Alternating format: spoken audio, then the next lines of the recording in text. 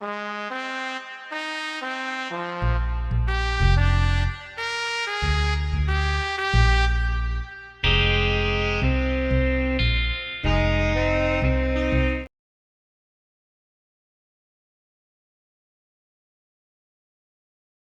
día,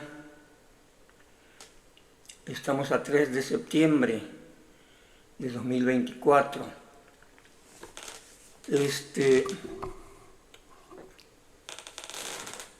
Bueno, el siguiente tema que quiero analizar y compartir es acerca de la crisis mexicana. Porque así es, estamos en crisis, México está en crisis, que se está tratando de camuflajear la crisis, es otra cosa, pero estamos en crisis. Y no es que yo haya soñado en que estamos en crisis, o alguien me dijo, oye, fíjate que estamos en crisis. Yo digo, caray, si estamos en crisis. ¿Verdad? Algo sacado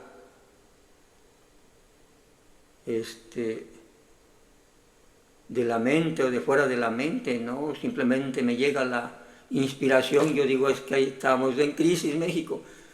Pues no, no es así. La evidencia está clara. En este supuesto informe de gobierno que acaba de dar López Obrador, queda claro que estamos en crisis. ¿Sí?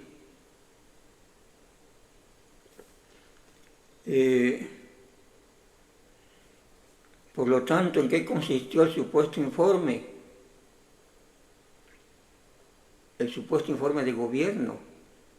Pues simplemente en esparcir frases prefabricadas al aire, ¿verdad? ¿Sí? Es decir, a vista de todos, lanzar embustes, mentiras y autohalagos. Embustes y mentiras sobre la situación real del país, de México, ¿verdad? Y autohalagándose, que pues es el mejor gobierno que ha tenido México y el mundo, ¿verdad? El mejor gobierno del mundo mundial. Prácticamente esa visión le trata de dar a sus simpatizantes, ¿no? Eso sucedió el 1 de septiembre en el Zócalo de la Ciudad de México, ¿verdad? Dijo que iba a informar acerca de la situación en que guarda el país, como es la responsabilidad y el deber de un gobernante, ¿sí? Sobre todo el que maneja la presidencia de la República y además que ya se supone está de salida. Pues ningún informe, señores. Solo frases criadas a modo para autoelogiarse, autoproclamarse como el mejor, es decir, un método para encubrir la crisis, ¿verdad?, que está padeciendo México. Y por lo tanto no dar los datos de la verdadera situación que se encuentra el país. Bien, yo ya en otro video analicé algo de esto, lo vamos a retomar, y porque yo estoy abriendo la boca y diciendo que México está en crisis, ¿verdad? Bien,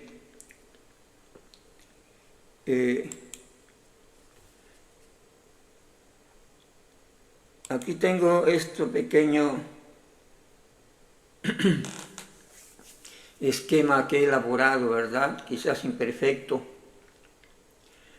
pero donde trato de concentrar los puntos principales que nos avisan, ¿sí?, de la situación real del país, del por qué yo digo que estamos en crisis. Es una crisis grave, ¿sí?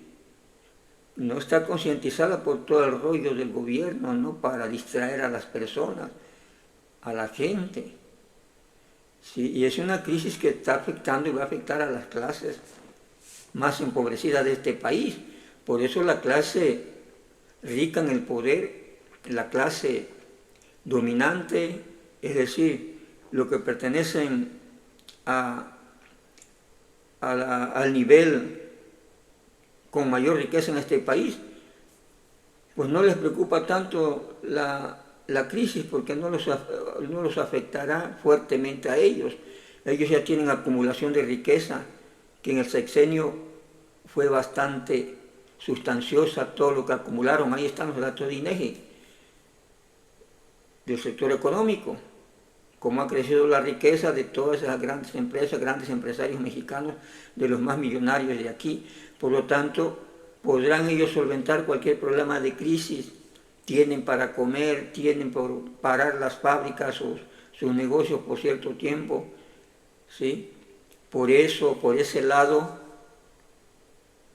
no hay reclamos al gobierno, y no hay reclamos al gobierno también porque este gobierno les dejó las manos libres a sus empresarios para seguir creciendo en sus negocios, ¿verdad? Entonces, pues no hay nada que reclamar.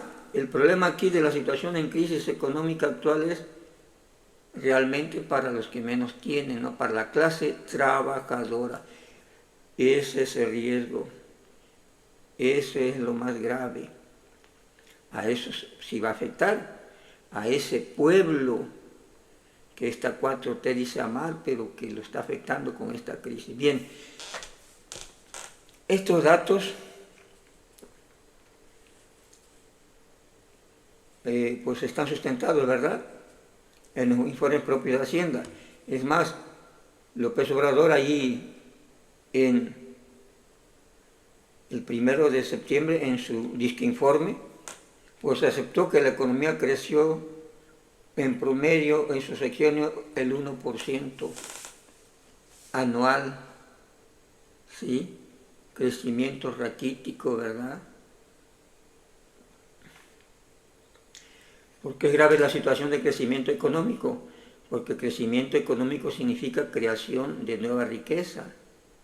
Es decir, que a los que se dedican a los negocios, a la producción, les está yendo bien cuando crece de manera fuerte la actividad económica, ¿sí? Por lo tanto, al haber creación de riqueza, se supone que el empleo se debe disparar, debe subir el empleo porque se necesita mano de obra para seguir haciendo negocios y se tiene con qué contratar a la mano de obra puesto que se está creciendo, se está generando riqueza. Cuando el crecimiento económico se detiene o es muy bajo, obviamente también el mercado laboral se restringe, hay menos trabajo y los trabajos, la mayoría son mal pagados porque no está el incentivo para los empresarios para seguir contratando puesto que no crece la economía. Aunque los que tienen una mayor posición dentro del país pues puedan seguir haciendo negocio, ¿no? Y casi prácticamente a ellos se les debe ese crecimiento del 1%, ¿verdad? ¿Sí? Porque están ahí con sus negocios, sus fábricas, es decir, lo que hagan, están produciendo y están tratando de vender al extranjero, dentro de México, sí, están activos y están creando cierta cantidad de riqueza, pero como ya decíamos, la apropiación de riqueza, pues 90% es para ellos. Al trabajador solo le corresponde la parte del salario, ¿no? ¿Sí? Entonces, este dato del 1% anual probablemente sea menor del 1%, ¿sí? Y tomando en cuenta cómo se las gasta este gobierno para camuflajear datos, tergiversar datos, mentir, ¿verdad? Es decir, este dato de crecimiento económico raquítico nos dice que prácticamente estamos en recesión, en crisis aquí en México, ¿sí? Por lo que ya decía anteriormente, Creación de riqueza significa mayores empleos, ¿verdad? Y salarios. Ahí de crecimiento económico, pues la gente se va a autoemplear y bueno, cuando se va a autoemplear, pues empieza a crear algo de riqueza por su cuenta, ¿verdad?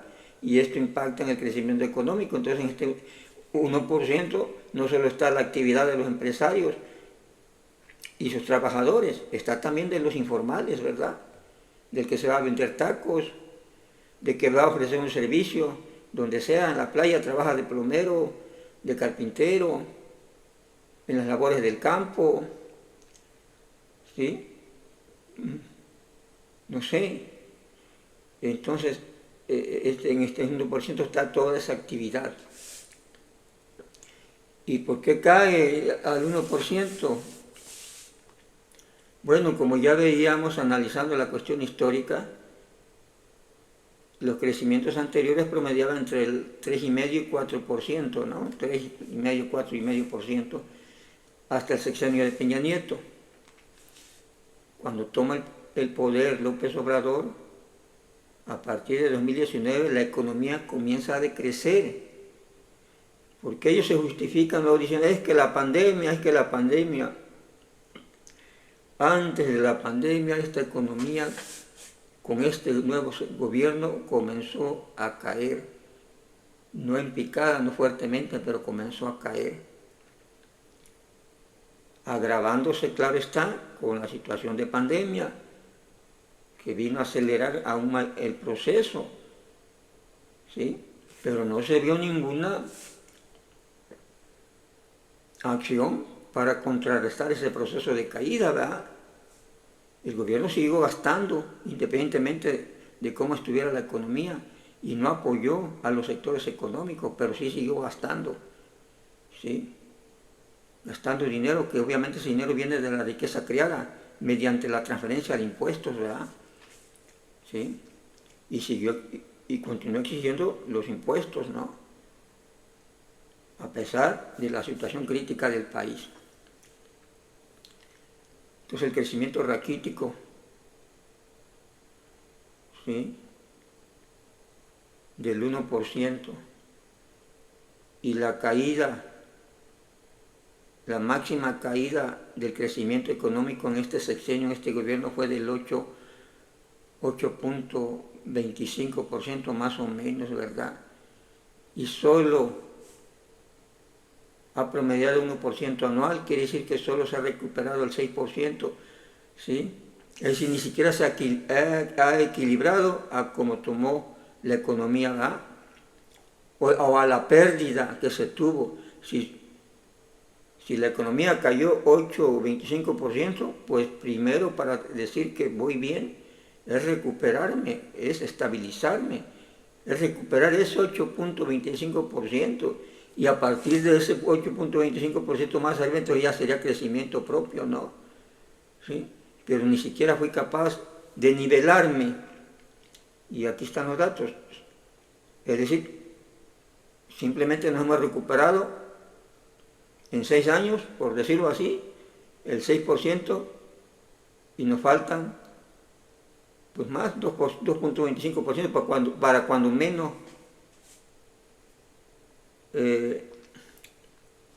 compensar la caída del 8,25%, ¿no? Entonces estamos muy mal. Y obviamente porque no se le ha dedicado una política económica verdadera para florecer. Se ha privilegiado el gasto donde ellos han querido gastar nada más. Mucho dinero, eso sí, por eso han buscado dinero donde quiera para gastar. El otro punto, para no hacer largo el tema, que está relacionado con crecimiento económico, ¿verdad? El alto déficit público, que de acuerdo a los datos de Haciendas actuales aumentó 60%. 60% el déficit público. Es decir, que estás viviendo a punta de deuda de préstamo. ¿Qué quiere decir un déficit para aquellos que a lo mejor no están familiarizados con estos términos? y claro, no se les va a aclarar por López, ¿va? Pues significa que del 100% del gasto que tiene el gobierno, solamente tiene para cubrir el 40% de sus gastos, o sea, de recursos propios, y que el otro 60% es déficit porque no lo tiene, y sin embargo lo gasta, ¿verdad? ¿Sí? Y la única manera que lo gaste es que pues se endeude, como se endeuda uno, ¿sí? Cuando aquel que quiere un coche y no le alcanza, tiene la mitad, pues pide la otra mitad prestada, ¿verdad? Pero tiene que pagar intereses, y a lo mejor tiene el coche, pero ya se queda con una deuda del 50%, más los gastos que va a implicar tener ese coche, ¿sí? Y sus ingresos pues no son lo suficientes, entonces va a tener problemas, ¿no? Porque tiene que estar pagando coche, gastando en el coche, ¿sí? Y no le va a quedar, pues quizás le queda apenas para comer si es que come, o diferir la deuda, o atrasarse en los pagos, o sea, problemas porque no se tiene suficiente ingreso para pagar lo que gasto. En esta situación está el gobierno 60% de déficit público. Es decir, que por cada 100 pesos que gasta necesita que le den 60 pesos de otro lado. ¿Quién se los da? Pues ya vimos. Ahí está la historia en todo el sexenio. Una es la deuda externa, deuda interna, y la otra es desapareciendo programas, ¿no? Sobre todo esos que van encaminados al beneficio social. Y no solo programas de beneficio social. Tenemos el tema de salud, cómo todo el presupuesto lo desvió hacia otras cosas, es decir, agarrar dinero de otros lados, ¿verdad? Pues porque él estaba gastando en 3 proyectos que para él, según su propaganda, porque es pura propaganda, ¿verdad? Claro, no va a decir cuál es la verdadera finalidad de gastar en esos proyectos. Y se escuda diciendo, ay, que son los buenos proyectos, los más famosos del mundo, los más bonitos del mundo. Fíjense el tipo de propaganda. Y que un beneficio para México, que proyectos del pueblo, ¿no? ¿Sí? Y por lo tanto no importa, cuesten lo que cuesten. Hizo planteamientos del costo del proyecto al iniciar el proyecto, que no se iba a pasar de esos costos que ya tenía programado. Así lo dijo, ahí están en las mañaneras. Esto no va a costar más. En estos momentos esos proyectos llevan alrededor de 300% más de gasto. Y ni se inmutan, y ni paran el gasto. Prefieren quitarle a los niños con cáncer, y como ya decía, prefieren que no haya medicina. Se fregaron los presupuestos de salud. Toda la desaparición de programas sociales, becas,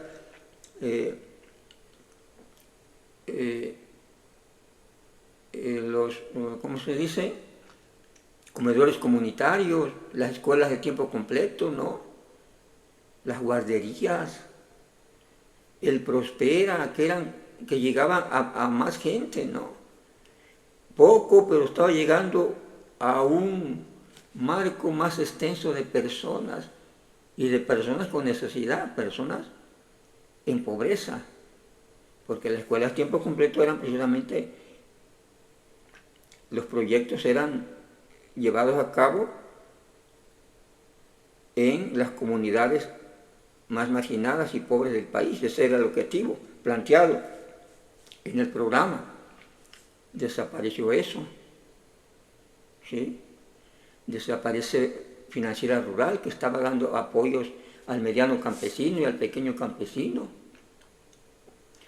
que no era dinero gratis, eran préstamos y que se recuperaban. Cuando recibieron Financiera Rural estaba en buena situación económica, con una cartera vencida muy leve, muy normal, pues, para esos menesteres financieros, ¿sí? La agarran y 2 o 3 años elevan la cartera vencida en más del, pues diría yo, en más del 100%, ¿no? de pasar del 4%, terminó con el 20%, dicen, de cartera vencida, y luego dicen, no, pues hay que quitarla. El problema era que había dinero ahí, y se llevan ese dinero, ¿no? ¿Sí? Entonces, ¿cómo ha financiado las campañas? Es gasto, ¿no? Todo eso que han gastado espectaculares, que Claudia Sheinbaum se haya llevado pues casi 3, 4 años en campaña, pues es un gastadero de dinero. ¿Y dónde sale ese dinero? No se fue a beneficio social, se fue a promover la imagen de una persona para que fuera candidata y ganara la presidencia. Igual el gasto que hace López Obrador en propaganda personal para elevar su imagen, ¿no? Para que las agencias propagandistas le estén endilgando características que él no tiene, poniéndolo en una propaganda intensa de que el mejor presidente de México, de que cabecita de algodón, de que en el mundo el mejor evaluado, digo, cosas de esas, gastando dinero en eso, ¿no? ¿Sí? Es decir, ¿por qué? Porque se estaban llevando el dinero de otros lados, y pues para que nadie le diga nada, pues distraen a la gente con otros rollos amarillistas, ¿no? Y superficiales como eso que estoy planteando, ¿no? Lloriqueo, ¿sí? Morbosos, ¿no? Ay, qué bueno, el mejor de algo. Sí, pero por otro lado estaba quitando programas sociales. Todo ese dinero que agarró esos programas sociales, pues igual los gastó donde ellos quisieron, y desaparecieron gran número, por decirlo así, de programas sociales. Y las instituciones, ¿no? Quitó el presupuesto a la Policía Federal, valiéndole un comino la seguridad de las personas, ¿sí? Bajo el argumento, como canceló al aeropuerto de Texcoco, corrupción no demostrada, pero bajo eso se agarró, ¿no? Bajo eso se justificó. Policía Federal, corrupción, no fue a mejorarla, puesto que tenía a su gente, la eliminó. Presupuesto, sistema de salud mexicano, un desastre, se llevó todo el presupuesto también. Seguro Popular, igual, mucho dinero ahí, bueno, hasta los fondos para desastres naturales, ¿no? El Fonden, que era una simple cuenta que cada año se le echaba dinero para prevenir algún desastre y solo poder ser utilizado en los desastres. Es etiquetado especialmente para eso. Es decir, que cualquier persona honrada que ya llegue y tome esa cuenta, pues estás para esto y para esto te utilizo. Sin embargo,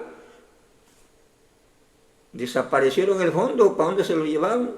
¿Quién sabe? ¿Por qué? Porque había habido corrupción en otros sexenios, pero pues ya ellos tenían el control, ¿va? Sin embargo, a Pemex, CFE, donde ingresa dinero y no sale dinero para la gente, están felices, ahí estuvieron felices. Nada de cuestionamiento de corrupción. Le pararon a eso porque en la campaña sí dijeron que había corrupción en Pemex, en la CFE. Cuando llegaron, tomaron el poder, estaba entrando mucho dinero, obviamente, en Pemex, ¿no? Por la venta del petróleo y la subida del petróleo por la guerra. Ahí no han cuestionado, pero sí la endeudaron más, o sea, les ha servido para seguir endeudándose, un medio para seguirse endeudando, Pemex, ¿verdad? ¿Sí? Y no cuestionaron nada de corrupción, todo lo demás, donde lo poco que había se distribuía, se diversificaba en gran número de personas con lo que ya dije, todos esos programas sociales, ¿no? Que había y que desapareció, le llegaba a mucha gente. Entonces reduce todo eso, se agarra todo eso, además de los presupuestos de las instituciones. Los fideicomisos para educación también los eliminó. Corrupción, nunca se ha demostrado la corrupción, pero la eliminó. Ahora quiere, bueno, se llevó las Afores también. Igual, ¿para qué los quiere? Porque dinero, pues, ha gastado mucho en la campaña, ha gastado en lo que tú quieras, en sobornos, en comprar el voto. Ahora quiere el presupuesto de la Suprema Corte también, Pero además no solo el presupuesto de la Suprema Corte, sino que también que ellos manden en la Suprema Corte de Justicia. ¿Sí? Es decir, este déficit público así han logrado ir solventando las cosas, y la parte de la deuda externa, ¿no? Entonces esa es la realidad del país, este es el dato. Crecimiento nulo, prácticamente bajo, y gastando más de lo que tengo. ¿De dónde voy a pagar mi deuda si estoy generando pocos ingresos? Es decir, estamos en crisis.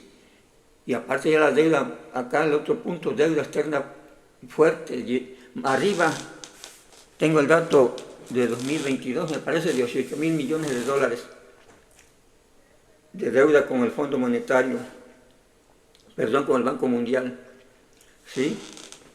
Hay que estar pagando esta deuda y tengo, de los impuestos solo consigo 40% para mi gasto, carajo. 60% de deuda, pues tengo que seguir endeudándome más para seguir pagando esto, ¿no? ¿Sí? Pemex, como ya decía, en quiebra. Pemex ha entrado en quiebra. Y aunque digan lo contrario y afirmen, ahí están los datos, ¿no? Del endeudamiento, sobreendeudamiento de Pemex, que ya las calificadoras le bajaron la calificación, la calidad crediticia a Pemex. Y está tan endeudado que obviamente ahora la nueva decisión fue que Hacienda se encargue de Pemex, ¿verdad? Pemex era una paraestatal que obviamente dependía de sus ingresos propios, ¿no? Porque así debe de ser. Es una empresa debe generar sus ingresos, sus gastos, cubrir sus gastos, sus costos, ¿sí?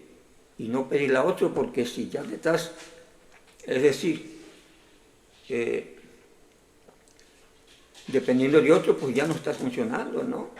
En cambio, Pemex, hasta 2018, pues sí, tenía deuda y pedía deuda, pero la cubría con sus propios ingresos propios. Ahora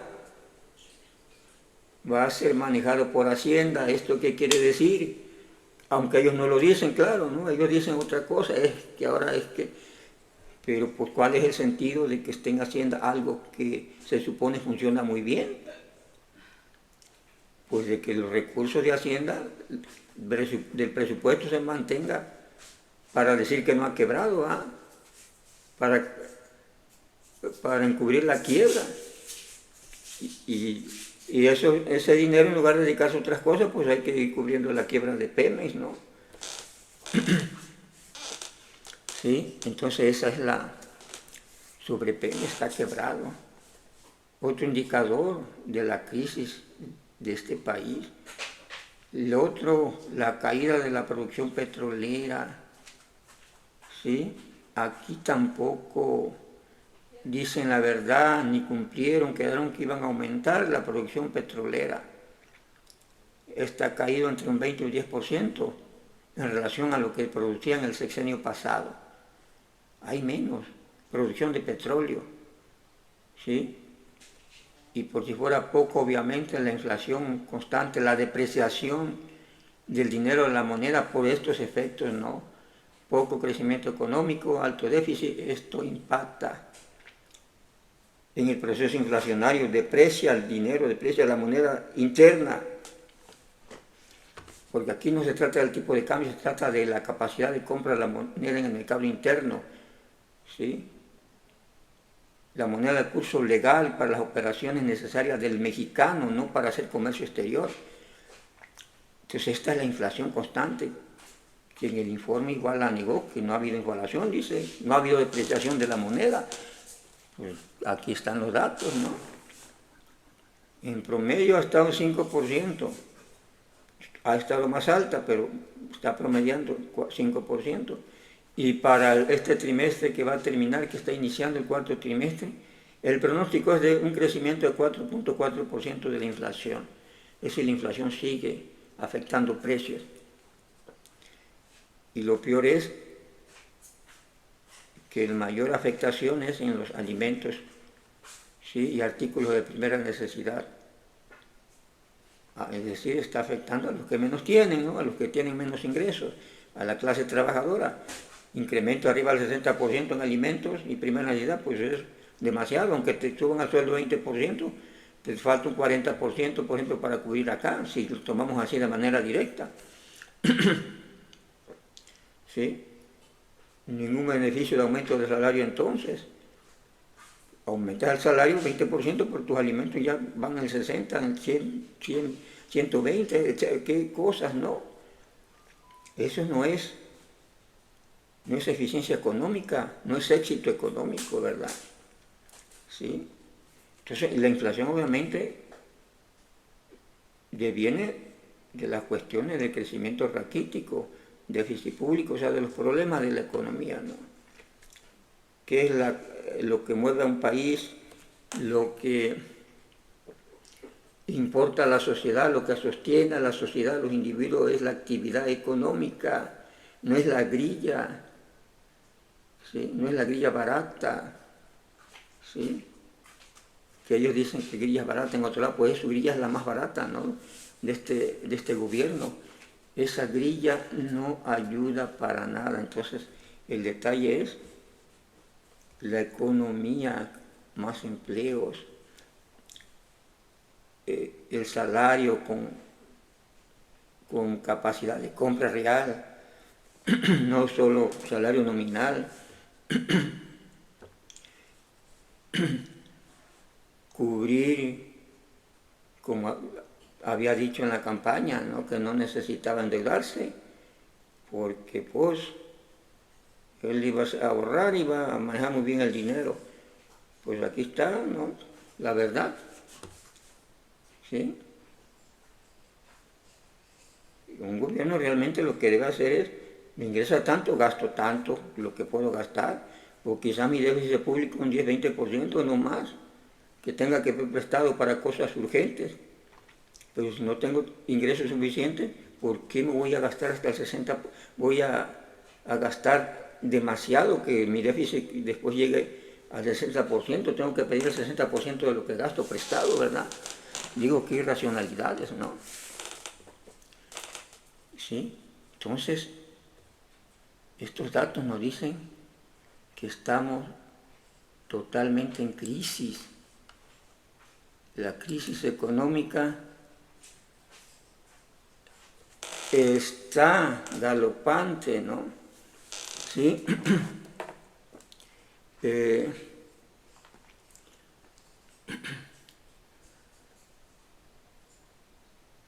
Y claro, encubrirla es lo más fácil porque pues, se puede inventar cualquier sarta de acciones para que la gente no vea eso, no piense en eso. ¿Sí? Y ya lo estamos viendo ahorita el escándalo que se carga, ¿no? Con la Suprema Corte aparte. ¿Sí? Bancico recorta el crecimiento económico por incertidumbre política, dice. ¿Sí?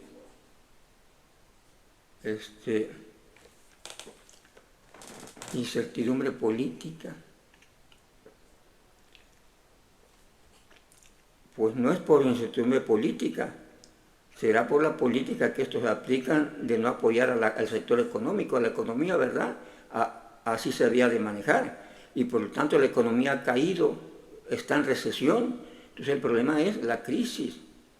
Y por lo tanto, pues al haber crisis hay menos incentivos para la inversión de quienes invierten, de quienes hacen negocios, los empresarios, ¿verdad? ¿Sí? Y eso obviamente hace que el crecimiento económico de un país siga bajando más. ¿Sí?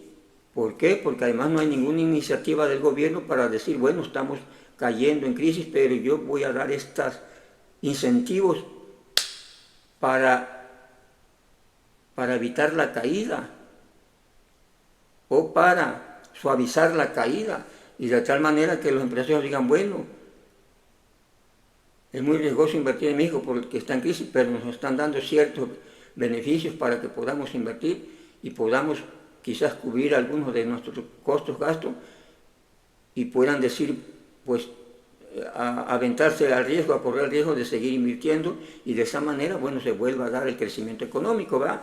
No hay ninguna política de ese tipo. Entonces el crecimiento económico, si se recorta o baja el pronóstico, es por la actividad de recesión que está en México y que ha estado prácticamente desde que entró este gobierno, en todo este sexenio, ¿verdad? ¿Sí? Los que ya estaban, pues se tienen que mantener en la economía. No es posible desarmar la fábrica y vámonos ahora sí para otro lado. Tienen que continuar sorteando, ¿no? Toreando la situación. ¿Sí? Entonces, lo único que es real y concreto de esto es que la situación actual, con la grilla contra la Suprema Corte de Justicia, obviamente, que enrarece más esta situación de recesión en México, ¿no? ¿Sí? Porque al desaparecer la Corte, obviamente, pues se cancelan el Poder Judicial, se cancela la aplicación correcta de la ley, ¿sí? Y esto afecta a las empresas también, que son empresas privadas y que funcionan bajo contratos, ¿no? Bajo reglas. Entonces, quizás aquí lo que afecta es, pues yo no voy a invertir en México mientras no se aclare cómo va a funcionar la Suprema Corte de Justicia, porque si va a ser una Suprema Corte de Justicia para nada más estar pidiendo impuestos a los empresarios, pues qué fácil, ¿no? Y los empresarios pues se sentirán perjudicados, puesto que tienen que hacer una inversión, recuperar la inversión, ¿sí? Y después pagar impuestos. Y no puedes tú desde antes que empiecen a recuperar la inversión, ya estarlos molestando, que deben de pagar esto y aquello, gasto y gasto, ¿no? ¿Por qué? Porque quieres dinero nada más, que esa ha sido la política de López. Ahí sí se ha enfocado a tratar de ver, como ya decimos, de dónde saca dinero, ¿no? ¿Sí? Y no le ha importado el hecho de que quien paga impuestos primero tiene que realizar una labor económica, hacer negocio, tener un ingreso para luego poder de ese ingreso pagar algo de impuestos. Si no lo tienes, ¿de dónde rayos, no? O tus ingresos bajan, tus ganancias en el caso del sector empresarial bajan, pues van a pagar menos impuestos por lógica, pero tú quieres que paguen lo que a ti te conviene, pues eso no. Entonces, se empeora con esta situación la crisis de México. Aunque a nadie lo crea, estamos en crisis. Bien, pero entonces no todo acaba ahí, porque bueno, hay que camuflajear la crisis, ¿verdad? ¿Qué es lo que está haciendo el gobierno? Otro indicador claro de la crisis y el indicador de cómo intentan camuflajear la crisis, pues es este supuesto informe del gobierno, que fue una sarta, como ya decía yo, de frases a favor del gobierno. Es decir, dando la impresión de que no hay problemas en México. Eso es camuflajear, esconder lo que sucede en realidad. Ya vimos todos los datos reales, ¿no? ¿Sí? Que están afectando a este país. Sin embargo, dice que el empleo ha crecido, cosa que, como ya dije, si no hay crecimiento económico no hay manera. Sí puede crecer el sector informal, ¿sí? Pero ese es otro rollo, porque la gente pues tiene que subsistir y se va a buscarle por su cuenta. Si está tomando como eso, como crecimiento, pues eso no es darle empleo a nadie, eso es que uno se busca y quizás encuentra, o medio encuentra, o no le va tan bien, pero no le queda otra que irse a trabajar allá. Y ya con preguntarle, oye, ¿estás trabajando? Sí, pues voy a vender quesadillas a la playa, aunque pues, no vendas la cantidad necesaria que necesitas para vivir bien, pero pues dicen, es que ya está trabajando, ¿verdad? Y pues te incluyen, ¿no? Y como ya estás trabajando, aunque te ganes 20 pesos diarios, dicen, y además, pues como estás trabajando, pues ya dejó de ser pobre, porque es otro dato, ¿no? Para camuflajear la situación económica, de que han salido de la pobreza un montón de gente, dice. Pero ahí está el indicador, ¿sí? Bajo crecimiento económico, ¿de dónde va a haber reparto de la riqueza para salir de la pobreza y para acabarla? Sí, ellos dicen que con los programas sociales, pues menos ahí, porque en lugar de aumentar programas sociales o mejorarlos, recortaron. Es decir, dejaron a mucha gente sin programas sociales, pues sin que le llegue el recurso. Quitaron de un lado y le aumentaron la pensión para adultos por cuestiones de electoreras, ¿no? Hay como 10 millones, pues, ahí de votantes. Le duplicaron la pensión, no la triplicaron, ¿no? Y de tal manera que se da mucho dinero ahí, pero es el único programa. Y además, con la característica que vuelvo a repetir, solo cubre al 47% de la población de escasos recursos de los hogares más pobres de este país. Con Prosperas, que eran 7.50 al mes o 1.500 bimestrales, pues se cubría al 76%. Había más gente. Y además existían otros programas sociales. Había más gente. Los que tenían guardería pues estaban recibiendo beneficios. Escuelas tiempo completo, la cruzada contra hambre estaban recibiendo beneficios, ¿verdad? Los apoyos al campo, había otros beneficios. Igual las becas. Había otros que ya estaban esas becas que están manejando hoy, ya seguían. Esas becas han estado siempre. Entonces, en caso de la pensión, para terminar, como digo, sobre el punto de la pensión, pues se reduce aparte de los hogares más pobres y crece en el sector de los hogares de mayor riqueza, de mayores ingresos. Entonces, dejas a más pobres sin cubrir. Entonces, ¿cómo? Ni siquiera ahí, si tomando en cuenta que eso lo hiciera salir de la pobreza, pues no están saliendo de la pobreza más gente, puesto que más gente ha quedado sin el apoyo, ¿verdad? No solo por la reducción de la cobertura en lugares más pobres de la pensión, sino, como ya dije, por la desaparición de todos esos programas sociales. ¿Sí? Ahí está el sistema de salud. Los niños con cáncer, en lugar de apoyarlos, pues se enfrentó con ellos, con los padres, no acusándolos de todo porque solicitaban atención médica, que no les desaparecieran los programas. Es decir, ahí también quitó dinero.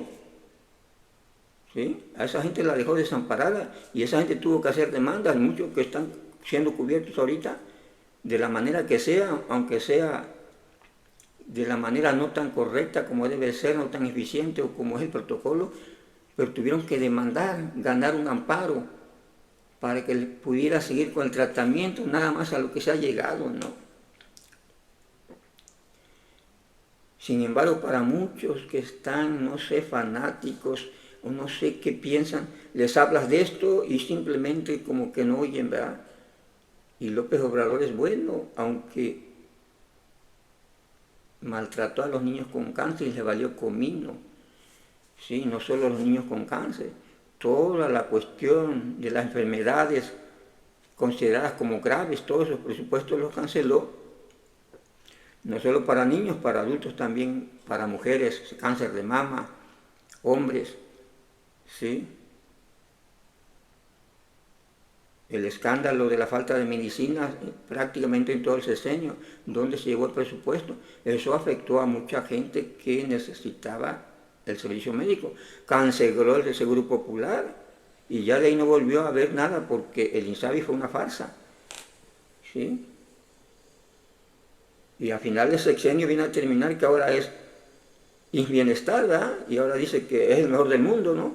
Entonces, otra vez mintiendo con embuste, camuflajeando el problema de crisis, ¿no? Pues entonces tenemos ya el mejor sistema del mundo, ¿va? ¿Qué dice? Es que la gasolina cumplimos porque no la aumentamos de precio. Cuando, señores, todos sabemos que el compromiso fue bajarla a 10 pesos. Y aún si hubiera sido el compromiso no aumentarla, pues en 2018 la gasolina estaba entre 18 y cuando mucho quizás 19 pesos. Ahora está más de 20, 23, 24 pesos. Entonces, la gasolina sí subió de precio y no cumplieron aún en esas condiciones. Pero no era eso, era bajarla a 10 pesos. ¿Sí? Es decir, camuflajeando la crisis. Es que ya, cosas, ¿no? Que la refinería, ¿no? Que ahora sí para septiembre va a haber la autosuficiencia energética en gasolina, pues es un pinche rollo nada más, afirmación. No tenemos datos precisos de cuánto está produciendo, en qué condiciones, si es que está produciendo, porque dice que ya están los primeros barriles, pero pues como ya hemos sabido, las ha inaugurado como 10 veces, sin producir nada, ¿no? Entonces, que la autosuficiencia energética, ¿sí? Realmente bajó la producción de crudo, de petróleo, y va a aumentar la producción de gasolina, dice. Y el otro detalle que no habla, ¿sí? Aunque sea con frases, ¿no? Como lo que está diciendo ahorita, pues es una frase muy bonita. Tenemos la autosuficiencia energética para septiembre, ¿no? Ya, decretado. La cosa no es así de fácil, ¿sí? Pero como decía, y aparte no aclaran a qué costo va a ser esa autosuficiencia energética de no comprar la gasolina supuestamente afuera, ¿verdad? ¿A qué costo? Si ya nomás la inversión para realizar esta refinería, que fue un gasto tremendo, pues fue puro gasto, 300% del costo. Eso se tiene que cargar al precio final de cada barril de gasolina que se produzca. ¿A cómo va a salir de acuerdo a la inversión? Pues quién sabe, no lo dicen. No han dicho un plan concreto, específico, el plan de negocios, mira, ganamos tanto, más los costos de producción que tendrá cada barril. Realmente nos va a salir más barato producirla internamente que comprarla ya refinada y sin ningún problema en otro lugar. Sí, porque esa es otra situación, ¿no? ¿Por qué el comercio prospera y por qué muchos hacen negocios, grandes negocios con comercio? Porque pues evitan de andar todo el rollo de la producción y hacerle competencia a otro que produce lo mismo, ¿sí? Saturando el mercado y que al último, suponiendo que fueran dos, ninguno de los dos competidores del mismo producto pueda lograr su plan de ventas que pretende, ¿no? Porque pues cuando estaba uno solo, pues al vendía al 100%, se le pone otro a vender lo mismo, pues ya cada uno vende el 50% o uno vende más, uno vende menos, entonces ni el plan de venta se puede cumplir porque entras en competencia con otros, con un mercado que está bastante competido, ¿no? ¿Sí? En este caso, según lo plantea, pues ellos controlarían el mercado mexicano, nada más, ¿no? Pero al haber cuestiones de monopolio, ¿a qué precio? Pero independientemente de eso, ¿a qué precio? ¿Cuánto te va a costar producir? ¿Será tan eficiente esta refinería para producir a bajo costo y que te quede ganancia? Porque de eso se trata, ¿para qué inviertes? Porque dejaste sin comer un sexenio en la desnutrición, sin medicina, sin vacunas. Muchos niños no tienen todas las vacunas porque todo eso se restringió, ¿sí? Quitaste programas sociales, ¿sí? ¿Va a compensar eso cada barril de petróleo producido? Realmente, cuando se anuncia es que la soberanía energética y las personas el bienestar de las personas que sigue por los suelos, la educación, la buena educación, la buena alimentación, los mejores ingresos para vivir mejor, etcétera, la superación personal. Pero vamos a hacer, dice, porque son palabras hasta este momento, ni siquiera hay un documento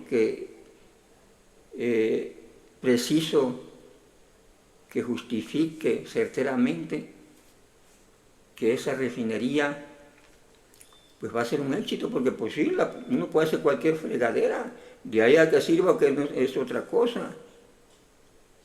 Igual Tren Maya, pues sí, ahí el tren, ¿y cuánto va a costar?